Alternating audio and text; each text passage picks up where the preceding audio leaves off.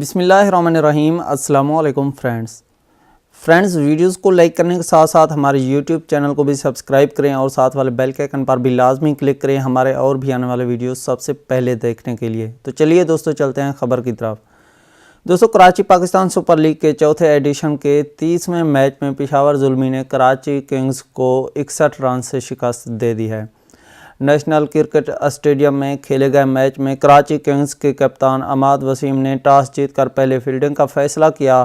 پشاور کی جانب سے کمران اکمل اور امام الحق نے اننگ کا آغاز کیا اور دونوں کھلاڑیوں نے ٹیم کو 137 رنز کا شاندار آغاز فراہم کیا۔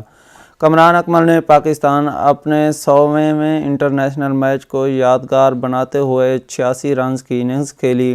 امام الحق نے بھی 59 رنز کی شاندار اننگز کھیلی، جبکہ کیرن پولارڈ اور سہیب مقصود نے 12 رنز اور وہاب ریاض نے 11 رنز بنائے۔ کراچی کنگز کی جانب سے محمد عامر نے 3 اور کولن منرو نے 2 کھلاڑیوں کو آؤٹ کیا۔ کراچی کی جانب سے اننگز کا آغاز بابر اعظم اور کولن منرو نے کیا، لیکن منرو پہلے ہی اوور میں 0 پر آؤٹ ہو گئے۔ بابر اعظم بھی 13 رنز بنا کر آؤٹ ہو گئے۔ کولن انگرام نے 71 رنز بنا کر اپنی ٹیم کو سہارا دیا، جبکہ عماد وسیم نے بھی 30 رنز بنائے۔ اس کے علاوہ کراچی کا کوئی بھی بلے باز خاطر خواہ کارکردگی نہ دکھا سکا اور پوری ٹیم 17ویں اوور میں 162 رنز پر ڈھیر ہو گئی۔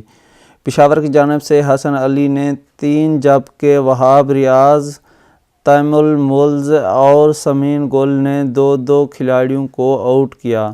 دونوں ٹیمیں P S L play of مرحلے کے لیے پہلے ہی کوالیفائیڈ کر چکی ہیں، جبکہ ملتان سلطان اور لاہور قلندر ٹورنامنٹ سے آؤٹ ہو چکی ہیں۔